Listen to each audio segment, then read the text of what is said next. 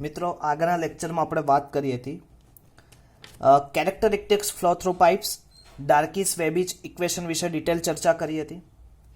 હવે આજે આપણે ચર્ચા કરવી છે loss of energy in pipe. આજનો ટોપિક છે આપણો loss of energy in pipe, કે કેટલી રીતે લોસ થઈ શકે. Loss of energy in pipe. Loss of energy in pipe mostly is divided into two. Losses of energy is mostly in pipe section is divided into major energy losses and minor energy losses. These are two mostly functions. First of all, major energy losses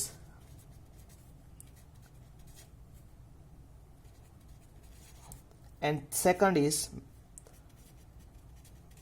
minor energy losses. Major એટલે કે મહત્વના, minor એટલે કે અતિશય ઓછા. હવે major energy લોસીસમાં પાછા આપણે બે પ્રકાર છે મિત્રો. આ તમારી બુકમાં આવી રીતે નથી આપેલું, ખાસ સમજજો. Major energy losses is divided also in two types. First one is Darcy-Weisbach equation, Weisbach formula કે જે આપણે નેક્સ્ટ લેક્ચરમાં કરી હતી, વાત કરી હતી. એન્ડ સેકન્ડ કે જે આજે આપણે શીખવાની છે, ચેઝિસ formula.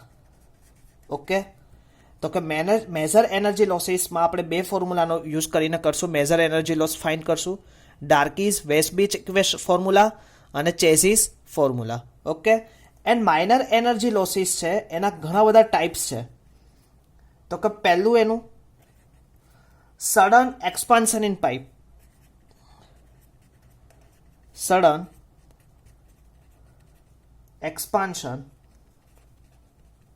In pipe. Second, sudden contraction in pipe. Bend in pipe. Pipe fitting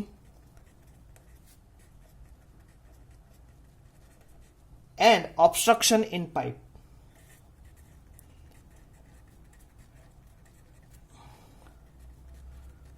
In pipe. તો કે મિત્રો ઘણી બધી વખત માઇનર લોસ થવાના ઘણા બધા ચાન્સીસ છે. તો કે સડન એક્સપાન્શન એટલે કે એક સાથે સડનલી શું થાય, એક્સપાન્શન થઈ જાય.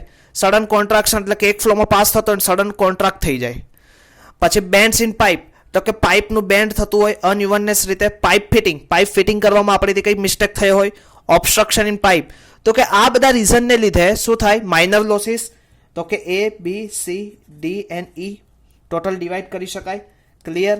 તો કે sudden expansion in pipe, sudden contraction in pipe, bend in pipe, pipe fittings and obstruction in pipe. તો આજે આપણે ચર્ચા કરવી છે મેજર એનર્જી લોસીસ. ક્લિયર? તો total losses of energy in pipe is two types. Most time in example in GTU. યાદ રાખજો મિત્રો, ખાસ તમારે જીટીયુની એક્ઝામમાં પૂછાય છે કે explain the losses of energy in pipe. તો mostly two types, major energy losses, minor energy losses. Major energy losses is divided into two types, Darcy-Weisbach formula and chassis formula. Minor energy losses is divided into totally many of times, sudden expansion in pipe, sudden contraction in pipe, bends in pipe, pipe fitting, obstruction in pipe. Also is all our things is variably in a changes in everything is a fundamental problematic in all the things is a usable in a minor pipeline. But major losses is most time be things કે એક પાઇપની અંદર major losses કયા છે એ આપણે ઘણા બધી રીતે સમજવા જરૂરી છે. તો એ બે રીતે છે, ડાર્કીસ-વેઇસબેચ ફોર્મ્યુલા. તો તમે હમણાં જ એનું ઇક્વેશન શીખી ગયા નેક્સ્ટ ટાઈમ છેલ્લા લેક્ચરમાં. તો એની માટે તમે જોયું next time HF FL V² 2GD એ ઇક્વેશનનો યુઝ કરીને તમે ફાઇન્ડ કરી શકો ડાર્કીસ-વેઇસબેચ, અથવા તો ચેઝિસ ફોર્મ્યુલા કે જે આજે આપણે શોધવું છે. ક્લિયર? તો ફરીથી આજે આપણે લઈએ મેજર એનર્જી લોસીસ વિશે આપણે વાત કરીએ. તો કે loss of energy due to friction loss of energy, mostly આ જે એનર્જી છે, લોઝ ઓફ એનર્જી મોસ્ટલી શેની લીધે થાય છે? Due to friction. Loss of energy due to friction. પણ ક્યારે? તો કે ફ્લો થ્રુ પાઇપ્સ, કે એક પાઇપ્સની અંદર પાણી પાસ થતું હોય, ફ્લો થતો હોય ત્યારે. ઓકે મિત્રો, તો આજે આપણે લઈએ ડાર્કીસ-વેબીજ ફોર્મ્યુલા મેઝર એનર્જી લોસ કેવી રીતે શોધી શકાય એની વિશે ચર્ચા કરીએ. હવે આજે આપણે વાત કરી હતી ડાર્કીસ-વેબીજ ફોર્મ્યુલા, તો એનું ઇક્વેશન શું હતું? HF is equal two 4FL V square upon 2GD. Okay, હવે મિત્રો અહીંયા આપણે એક એક પોર્શન શું લીધું એની વિશે વાત કરીએ. હવે F યાની કે ફ્રિક્શન, કોફિશિયન્ટ ઓફ ફ્રિક્શન. હવે coefficient of friction is a function of Reynold number. Function of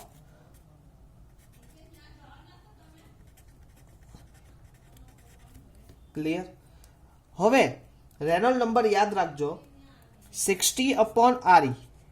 60/RE. હવે RE ની વેલ્યુ તમારી 3 છે, તમને બધાને ખબર છે. તો કે RE ઇઝ લેસ ધેન 2000, પછી 2000 to RE and greater than 4000. હવે 4000 થી ઓછું અને 2000 થી કેવું હોય? વધારે. અને RE value is greater than 4000. This flow is called laminar. This flow is turbulence, and this flow is called this flow is called transition flow. Transition, and this is turbulence flow. Okay, તો આની ઉપર તમે આ value લઈ શકો, આની ઉપરથી F air એટલે કે લેન્થ ઓફ ટુ સેક્શન, તો તમને મળી જાય, વેલોસિટી મળી જાય 2GD, તો તમને હેડ લોસ અથવા તો મેજર એનર્જી લોસીસ HF તમને મળી જાય. ક્લિયર. તો કે આ શું છે? Diameter of pipe, gravitational specific gravity, length of two section, length between, V is equal to velocity, F is equal to depends on Reynold number. આવી રીતે તમે મેઝરેબલ કરી શકો. ક્લિયર મિત્રો.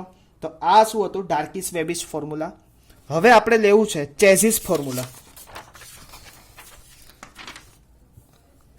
તો ચેઝિસ ફોર્મ્યુલા વિશે વાત કરીએ.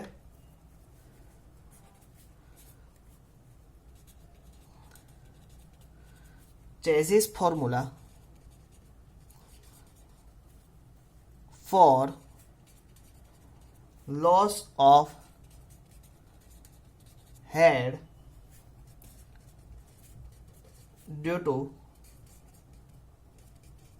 friction in pipe. Chassis formula for loss of head due to friction in pipe. હવે તમને બધાને ખબર છે, નેક્સ્ટ લેક્ચરમાં આપણે જ્યારે વાત કરી હતી ત્યારે એક ઇક્વેશન હતું, ઇક્વેશન આપણે જોયું હતું HF નું. તો એને ફરીથી આપણે જોવાનો પ્રયત્ન કરીએ.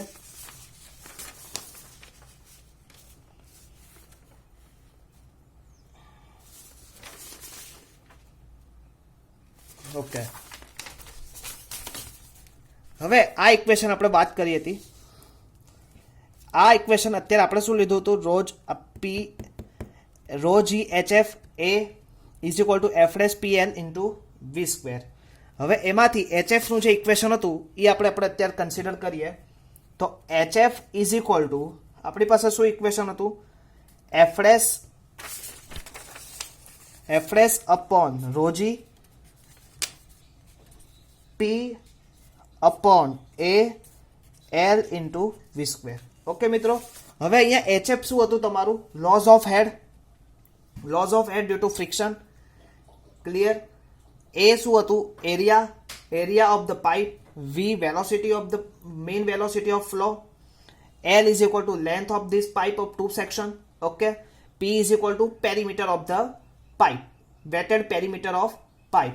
હવે અહીંયા એક વસ્તુ આપણે ખાસ યાદ રાખવી છે, A અને P આ રેશિયોને આપણે કન્સિડર કરવાનો છે. The ratio of A and P એટલે કે A ઇઝ ઇક્વલ ટુ શું છે મિત્રો? એરિયા ઓફ પાઇપ, અથવા તો area of pipe not area of flow. આપણે એવી રીતે લઈએ. અને P is equal to perimeter. હવે પેરીમીટર કોનું છે તમારું? યાદ રાખજો, પેરીમીટર વેટેડ પાઇપનું. A upon P નો રેશિયો છે એને is called at hydraulic mean depth અથવા તો હાઇડ્રોલિક રેડિયસ કહેવાય. આના રેશિયોને શું કહેવાય? હાઇડ્રોલિક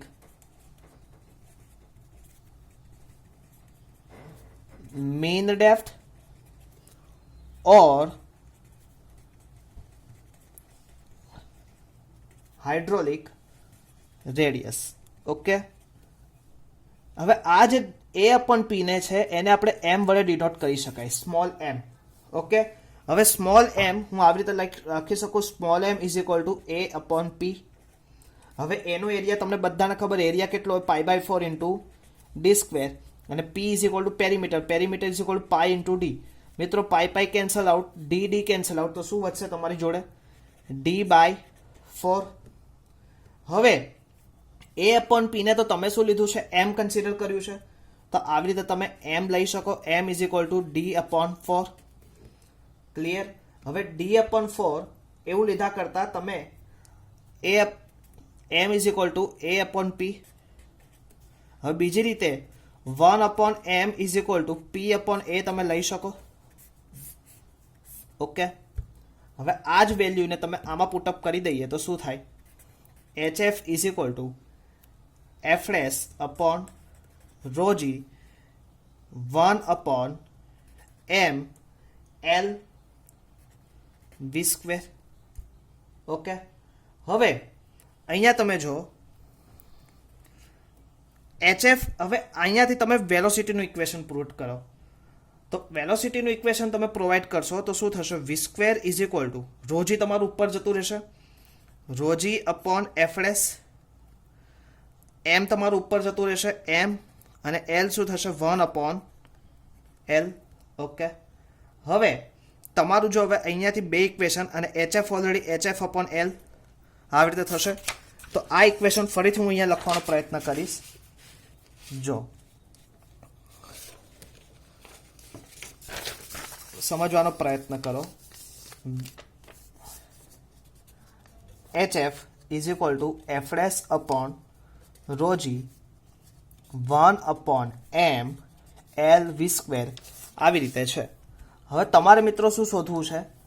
v સ્ક્વેર ફાઇન્ડ કરવું છે. તો હું v સ્ક્વેરના કરતા બનાવી દીધા મેં. એટલે rho g શું થશે? બાજુમાં જશે, HF rho g. ક્લિયર? અને આ F ડેશ શું થશે? છેદમાં જશે, આ m સામે જશે એટલે મલ્ટિપ્લિકેશનમાં જશે. આ v સ્ક્વેર તો શોધવા છે. હવે આ L સામે જશે એટલે શું થશે? HF upon L થશે. ઓકે, હવે HF upon L, હવે આને તમે આવી રીતે કરો, v is equal two under route HF upon L rho g upon F dash into m. હવે યાદ રાખજો, HF upon L હમણાં જ આપણે વાત કરી, લોઝ ઓફ હેડ પર unit length of pipe. HF upon L loss of head due to unit length of pipe.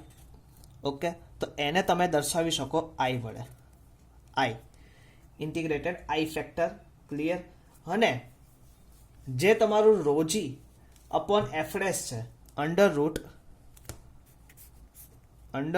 rho g upon F dash ને તમે લોકો ચેઝિસ ફોર્મ્યુલા C વડે દર્શાવી શકો. That is a Chezy's formula. આ જે C આવ્યું એને કહેવાય